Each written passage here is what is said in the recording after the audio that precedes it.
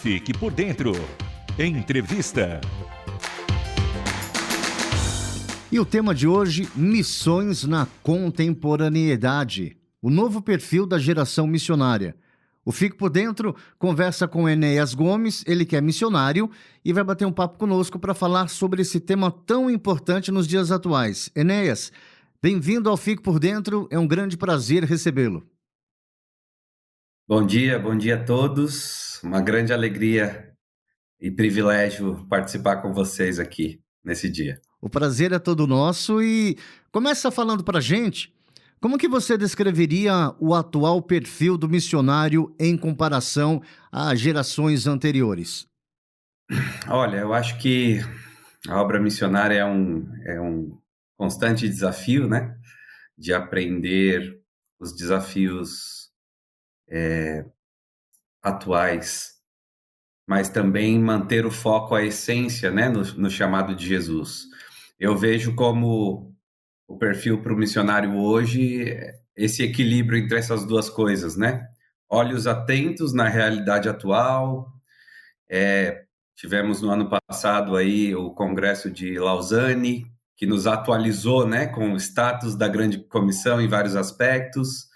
Então, o mundo em transformação, um mundo de forma dinâmica se transformando, e esse missionário precisa estar atento a isso, né?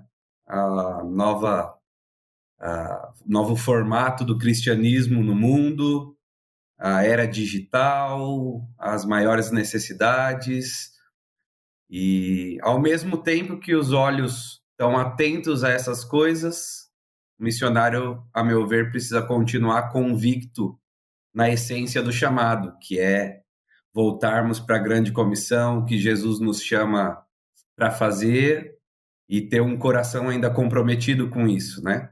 Um exemplo podemos talvez nos surpreender com a era digital que vivemos, né? Tantas transformações aí em várias áreas, mas, a meu ver, isso não pode nos distanciar de algo que é essencial, por exemplo, na Grande Comissão, que é o formato encarnacional, né? De estar, de ir, de se relacionar. Então, temos o desafio e as oportunidades no meio digital, mas isso não deve nos manter distante das pessoas. Devemos ter a convicção de que Jesus nos chamou para estar com as pessoas. O exemplo de Jesus, do verbo que se fez carne, né? E habitou entre nós. Então, eu acho que esse equilíbrio é o olho na atualidade, na realidade atual, mas, ao mesmo tempo, o foco, a motivação, a convicção na essência do chamado de Jesus. Perfeito. E o que te motivou, junto com a sua família, a dedicar sua vida ao campo missionário, principalmente ali em Moçambique?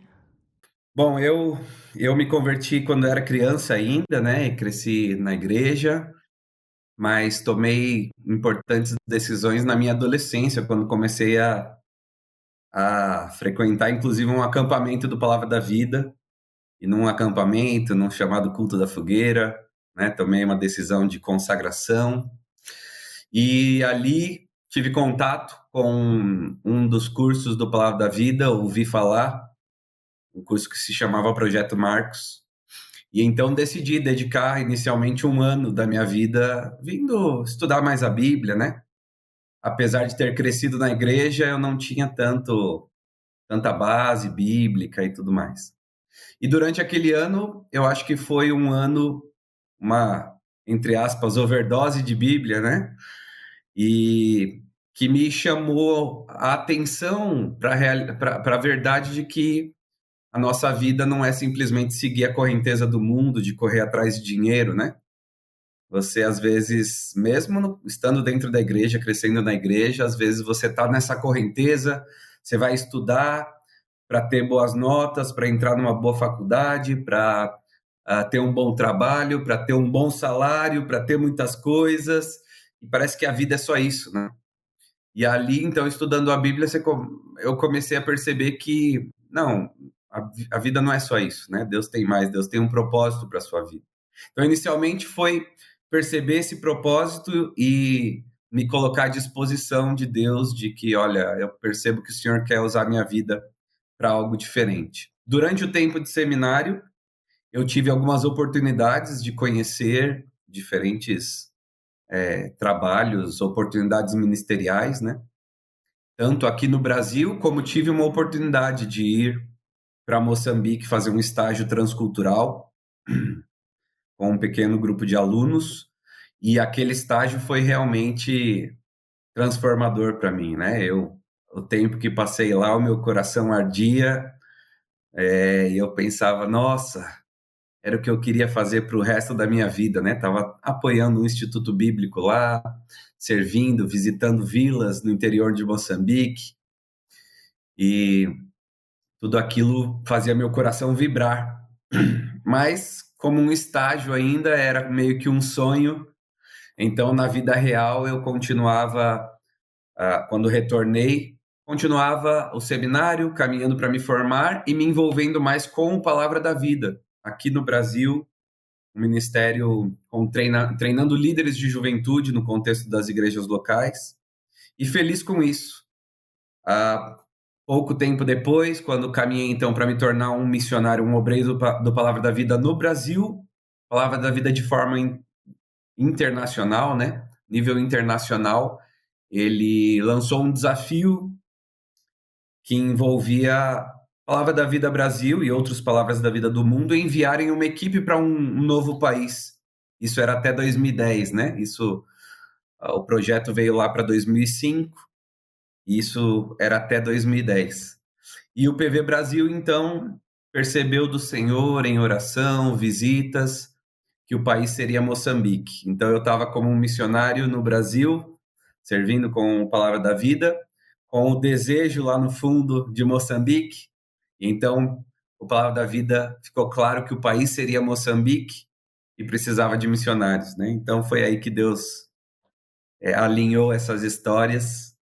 Então, em 2010, viemos para iniciar a Palavra da Vida junto com uma outra família, né? Uma família Nogueira, que ele era pastor numa igreja em Atibaia já há 30 anos. Então, nos juntamos para ir para Moçambique, para iniciar o trabalho da Palavra da Vida lá. E você falando, começa a me passar um filme na cabeça, né? Porque são tantos desafios culturalmente falando, porque primeiro a gente tem que se adaptar com a cultura local. Quais são os desafios que os missionários têm enfrentado aí no dia a dia? O que é mais comum, o que é mais difícil? Moçambique, apesar de ser um país de língua portuguesa, né? Língua oficial portuguesa, é um país com mais de 40 línguas no país. Tem muitos dialetos, e realmente né?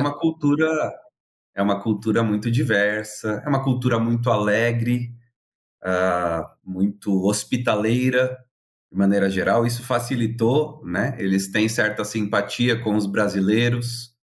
Um país também colonizado por Portugal, mas meio que vê o Brasil como uma nação irmã mais velha, assim, né?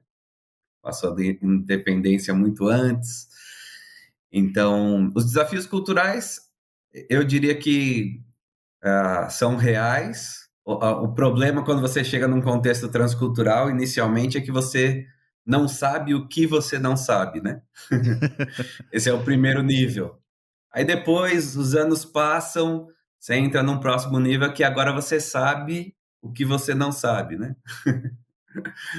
Então, 15 anos depois, lá no campo missionário, eu acho que eu estou mais ou menos por aí.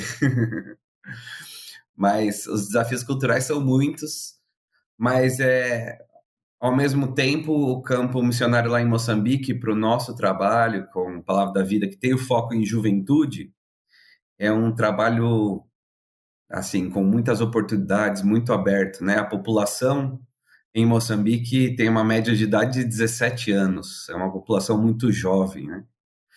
Então, apesar desses aspectos que são positivos, muita oportunidade, cultura alegre, hospitaleira, em termos de igreja, em termos de evangelho, nós vemos a realidade em Moçambique, e parece que reflete um pouco a realidade em África, que é uma igreja fraca e doente, né? Pela graça de Deus, oramos para que Deus esteja reavivando, fortalecendo essa igreja, mas um grande problema, um grande desafio é o sincretismo religioso, né?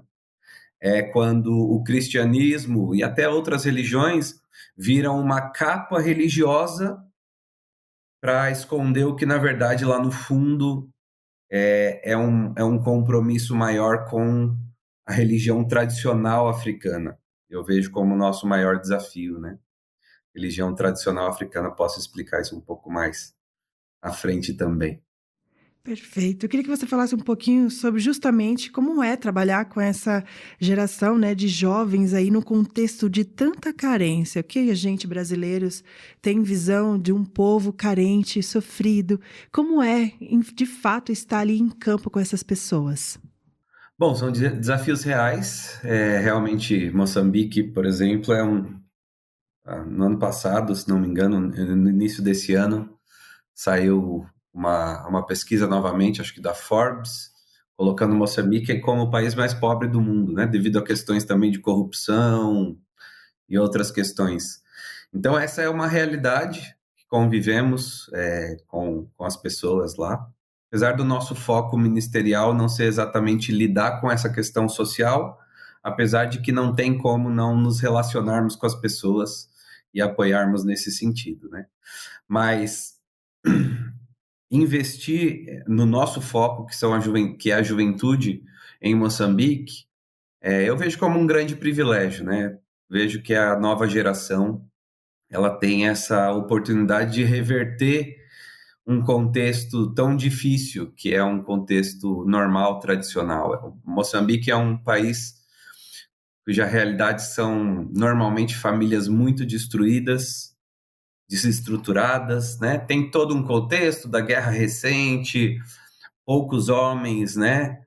E aí falta de os desafios econômicos, então homens que saem para trabalhar, saem do país para trabalhar, vão para a África do Sul, vão para outros contextos, e aí você vê famílias, tem uma família aqui, monta outra família lá, e aí é uma bagunça. Mas a nova geração tem, alcançada pelo Evangelho, sendo realmente transformada pelo Evangelho, tem um potencial de impactar assim, de maneira tremenda. Nós, no início do ministério, trabalhos com acampamentos, evangelismo, tínhamos o privilégio de ver alguns jovens se convertendo e tendo sua vida pessoalmente transformada.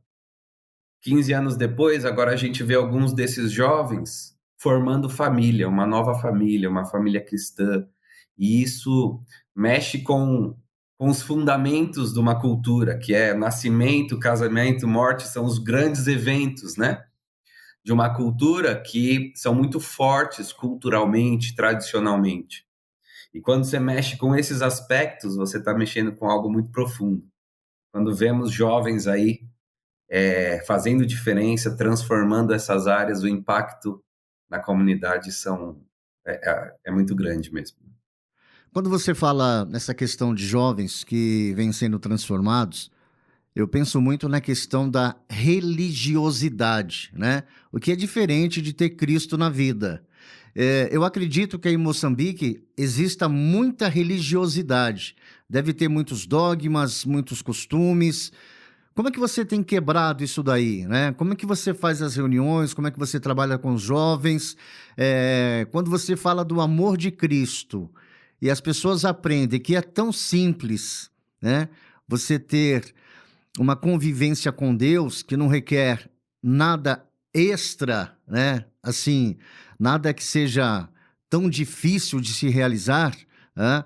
Como que eles reagem? Só dando um pouquinho desse contexto, né? Você está certo em falar dessa questão da religiosidade, porque realmente, culturalmente, o moçambicano ele é muito apegado à aparência, né?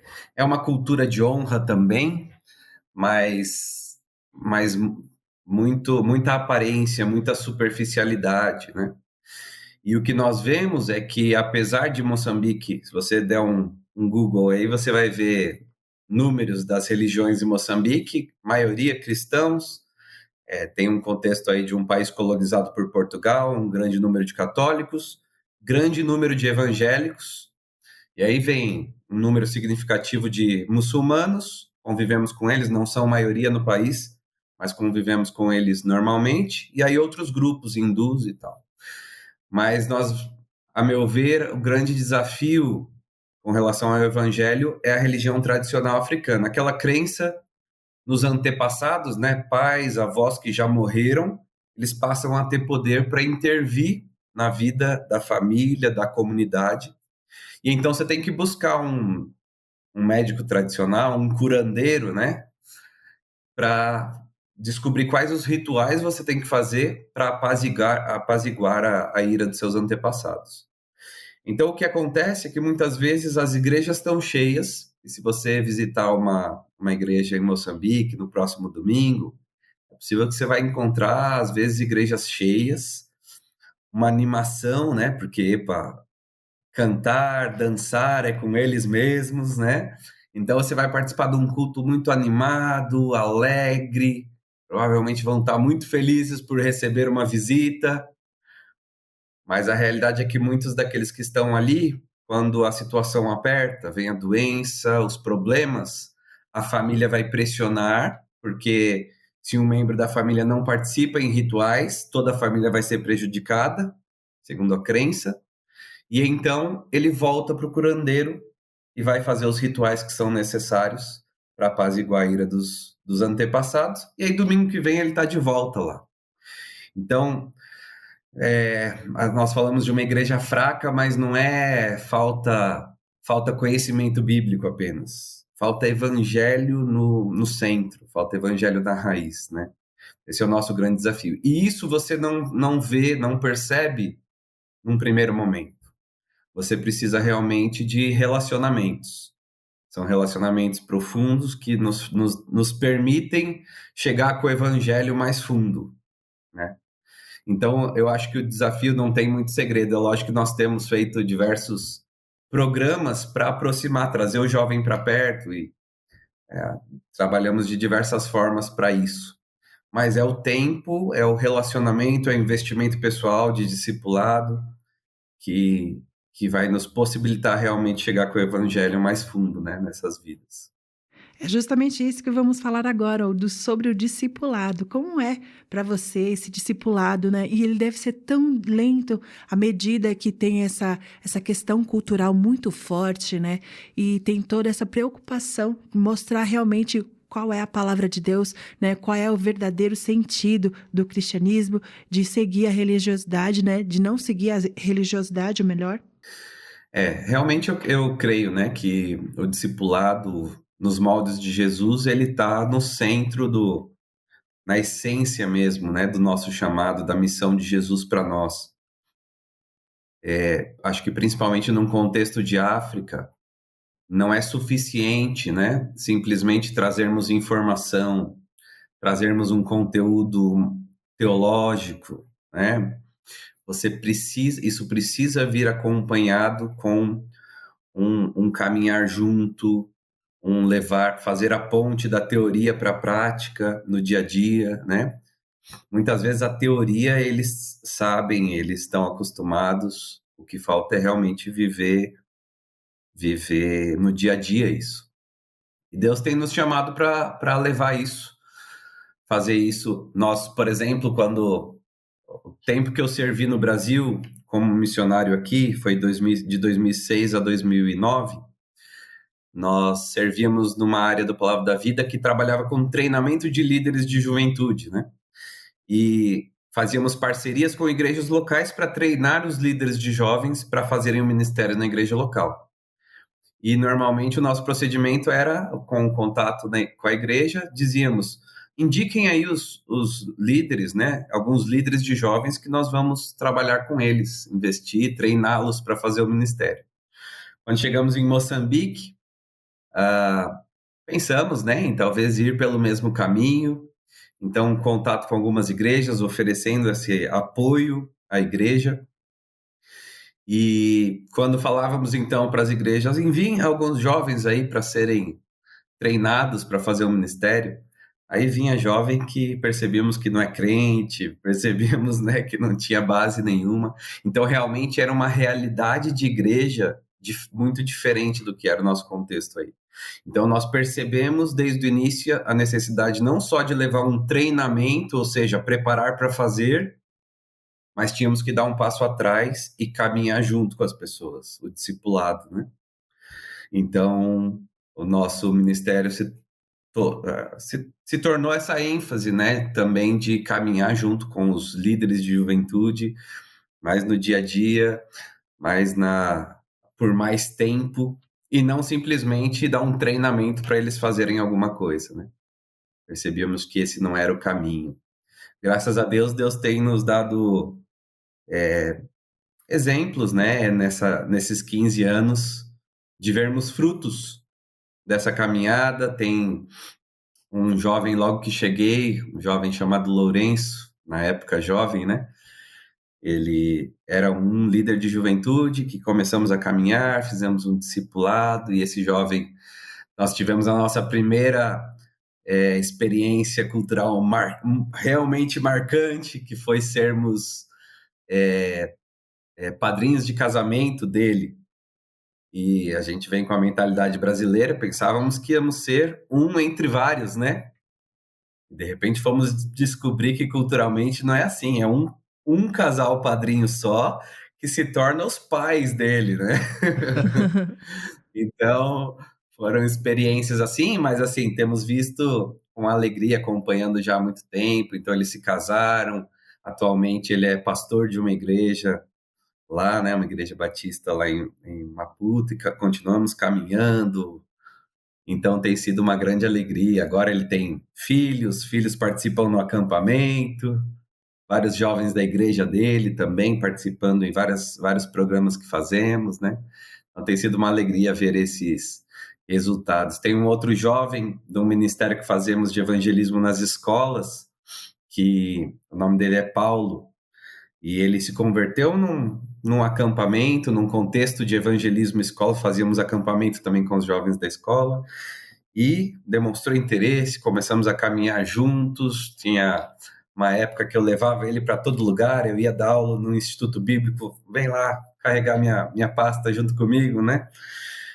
E ele foi crescendo, desenvolvendo, né? Teve os seus desafios de lidar com a família, tanto as questões culturais quanto outros contextos das expectativas da família, ele aceitando o evangelho, mas continuou se desenvolvendo, saiu para estudar, estudou no Palavra da Vida em Uganda. Palavra da Vida Uganda tem um instituto bíblico lá. Depois foi para os Estados Unidos, também passou um ano lá. Depois retornou, fez um estágio conosco e atualmente é um dos nossos missionários lá, né? Com a sua família. Então temos visto, né? Agora 15 anos de ministério lá, Deus tem nos dado esse privilégio de ver um pouquinho algumas histórias mais longas, né? Enéas, o nosso tempo passa rápido demais, a gente já está praticamente finalizando o nosso bate-papo, mas antes eu gostaria que você falasse algo que eu acho muito importante, ou melhor, que você desse aí alguns conselhos para quem sente o chamado, para quem quer ser missionário, já que antigamente o Brasil recebia muitos missionários. Hoje parece estar o contrário, o Brasil está enviando muitos missionários. Fale um pouquinho, né? Quais os conselhos que você daria para esse jovem que quer ser um missionário? Bom, eu creio que é algo essencial para alguém que deseja ser um missionário, a realidade do seu relacionamento pessoal com Cristo hoje, né? Eu tenho parte da minha história. Deus usou um versículo bíblico que é o Salmo 25:12, que diz assim: ao homem que teme ao Senhor, ele o instruirá no caminho que deve escolher. Eu li esse versículo quando era um seminarista ainda e estava daquela crise, o que Deus quer com a minha vida, né? Deus tem um propósito para mim, mas qual é esse propósito?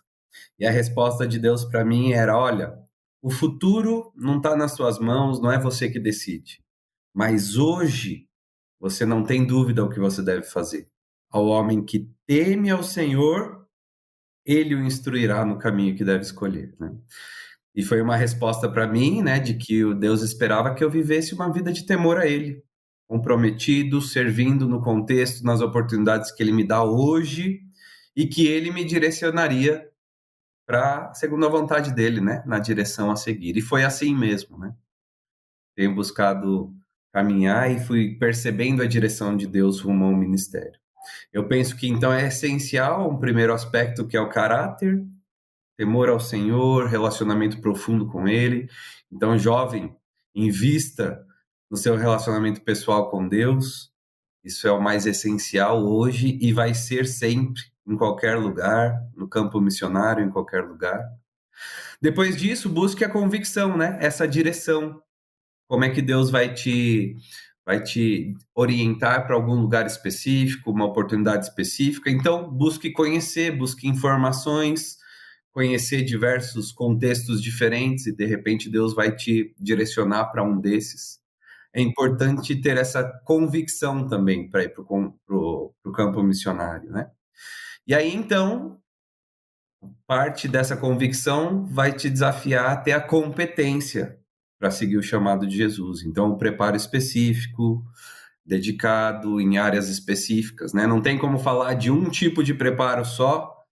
É lógico que o preparo teológico, o preparo ministerial num contexto hoje, né, da sua igreja local é importante, mas outros preparos talvez vão ser necessários para o campo missionário, e isso vai depender do campo missionário que você vai, né? Você procurar uma boa agência missionária que te dê um respaldo com experiência, isso é importante.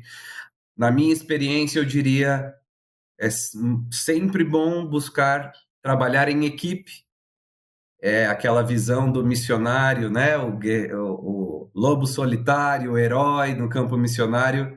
Eu, infelizmente, não tenho visto bons exemplos, né, ao nosso redor no campo missionário desse aspecto. A prestação de contas é muito importante, o caminhar junto.